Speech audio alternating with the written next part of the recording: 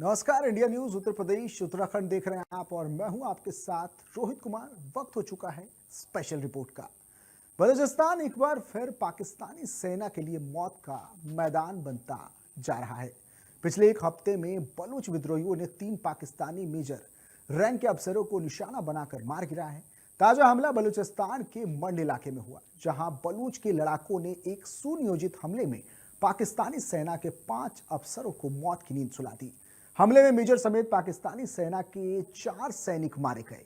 बलूच लड़ाके पहले छिप छिपाकर अटैक करते थे, लेकिन अब वे खुलेआम पाकिस्तानी सेना के अफसरों पर अटैक कर रहे हैं। सड़कों पर खुलेआम घूम रहे हैं, सेना के कमांड स्ट्रक्चर को तोड़ने की कोशिश कर रहे हैं।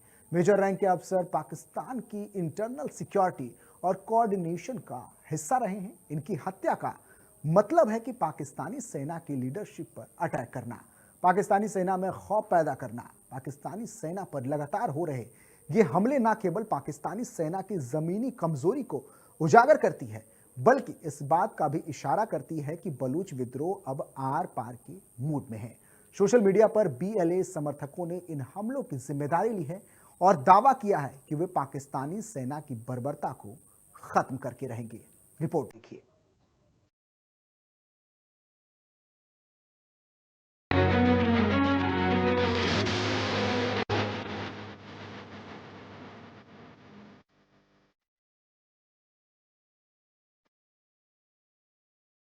विद्रोहियों ने सेना के काफिले को बनाया निशाना। पाकिस्तानी आर्मी के 5 जवानों की मौत। IED से किया जोरदार धमाका। BLA का गुरिल्ला वार। मुनीर के कैप्टन पर चली तलवार। पाकिस्तान के लिए नासूर बना बलूचिस्तान। बलूचों के आगे ढेर पाकिस्तानी फौज के शेर। लाइलाज होती जा रही बलूचियों के विद्रोह की आग। बांग्लादेश की तर्ज पर टुकड़े टुकड़े होकर रहेगा पाकिस्तान। BLA के खिलाफ जंग में पाक फौज के उड़े होश। ये कड़वी सच्चाई पाकिस्तान की है, जिसे वो दुनिया से छुपाना चाहता है। हिंदुस्तान के साथ धोखे का दांव खेलने वाले पाकिस्तान का फरेब उसकी अपनी ही जमीन पर बार बार मूंगली खाने को मजबूर कर रहा है। पाकिस्तान बलूचिस्तान में सुलग रही बगावत की आग को हमेशा के लिए ठंडा तो करना चाहता है, लेकिन चाहकर भी नहीं कर पा रहा है, क्योंकि बलूचिस्तान में मौजूद बलूच लड़ाके उससे 2 कदम आगे बढ़कर उसका शिकार कर रहे हैं, खासकर पाकिस्तानी फौज का। बलूच लिबरेशन आर्मी के ताबड़तोड़ हमलों से पाकिस्तानी फौज पस्त हो गई है। पाक फौज के जवान इन हमलों के सामने बेबस और लाचार नजर आ रहे हैं। बलूच विद्रोहियों के हालिया हमलों ने पाकिस्तानी आर्मी के लिए सुरक्षा की गंभीर चुनौती खड़ी कर दी है। पाकिस्तान में सेना और बलूच लड़ाकों के बीच मुठभेड़ और हमला करने का सिलसिला थम नहीं रहा है। इसी कड़ी में बलूच लड़ाकों ने पाकिस्तानी आर्मी के काफिले को IED विस्फोट से एक बार फिर उड़ा दिया है। बलूचिस्तान के मंड इलाके में एक बार फिर घातक हमला हुआ है, जिसमें पाकिस्तानी सेना के काफिले और सैन्य चौकियों को निशाना बनाया गया। ये हमला इतना भीषण था, जिसे देखने के बाद आपके रोंगटे खड़े हो जाएंगे। बलूचिस्तान के मंड में हुए इस धमाके में पाकिस्तानी फौज के 5 जवानों के मारे जाने की खबर है। ये धमाका मंड इलाके में पाकिस्तानी सेना के वाहन को निशाना बनाकर किया गया। बलूच लड़ाकों के हमले में मारे गए सैनिकों की पहचान मुनीर के कैप्टन वकार काकर, नायक जुनैद, नायक इस्मत, लांस नायक खान मोहम्मद और सिपाही जहूर के रूप में हुई है। बलूच लिबरेशन आर्मी लगातार पाकिस्तानी फौज को निशाना बना रही है। पाक सेना पर हुए इन हमलों ने आर्मी चीफ मुनीर के होश फाख्ता कर दिए हैं। पाकिस्तान के बलूचिस्तान प्रांत में सेना और अलगाववादी विद्रोही गुटों के बीच तनाव खतरनाक स्तर पर पहुंच रहा है। बलूच लिबरेशन आर्मी के ताबड़तोड़ हमलों से पाकिस्तानी सेना पस्त हो गई है। पाक सेना के जवान इन हमलों के सामने बेबस और लाचार नजर आ रहे हैं। इससे पहले भी मई में बलूचिस्तान में एक गाड़ी पर IED की चपेट में आने से 12 पाकिस्तानी जवान मारे गए थे। इस हमले की जिम्मेदारी बलूचिस्तान की आज़ादी के लिए लड़ रहे अलगाववादी समूह बलूचिस्तान लिबरेशन आर्मी ने ली थी।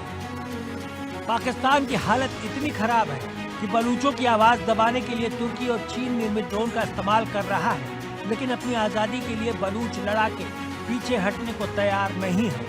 इसलिए पाकिस्तान का बलूचिस्तान सूबा पाकिस्तानी फील्ड मार्शल असीम मुनीर के लिए सिरदर्द बनता जा रहा है।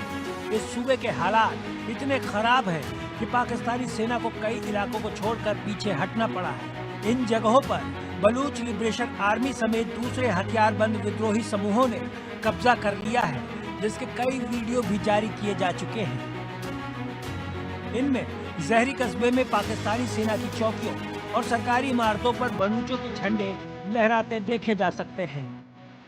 जिस तरह से पाकिस्तानी सेना के जवानों को बलूचिस्तान में निशाना बनाया जा रहा है, उसे देखकर कहा जा सकता है यह बलूच लड़ाके मुनीर की सेना से आर पार के मूव में हैं और इस बार वह आज़ादी लेकर ही दम लेंगे।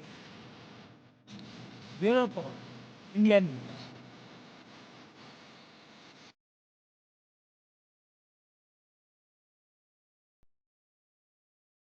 जाए तो चंद तस्वीरें निकलकर सामने आती हैं जो अक्सर आपकी आंखों के सामने आ जाती होंगी, जिसमें कुछ सैनिक एक तोप के इर्द गिर्द खड़े होकर गोले भरते हैं, फिर कान बंद कर लेते हैं।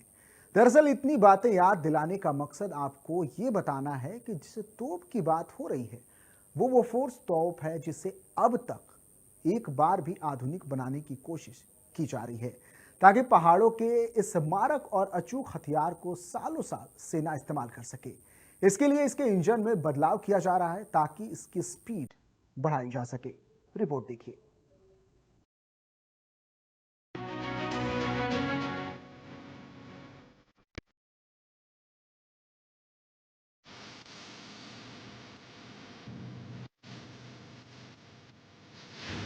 करगिल की जंग पाकिस्तान भुलाना चाहे तो भी वह भुला नहीं सकता। जिस तरह भाड़े के टट्टुओं के जरिए उसने दबे पांव घुसपैठ कर हिंदुस्तान की सरहदें लांघी और भारत के खिलाफ जंग छेड़ने की कोशिश की, समय के साथ न केवल वो बेनकाब हुआ बल्कि साफ हो गया कि असल में आतंकियों का मुखौटा पहनकर सरहद लांघने वाले आतंकी नहीं, पाक फौज के सिपहसालार थे और पाकिस्तान का मकसद महज घुसपैठ नहीं बल्कि जंग लड़ना था। इसके बाद भारत ने जो किया वो दुनिया ने देखा, वो इतिहास बन गया और इसमें उसका सबसे बड़ा हथियार बनी बोफोर्स तोप, जिसकी दहाड़ और गर्जना के आगे पाकिस्तान घुटनों पर आ गया।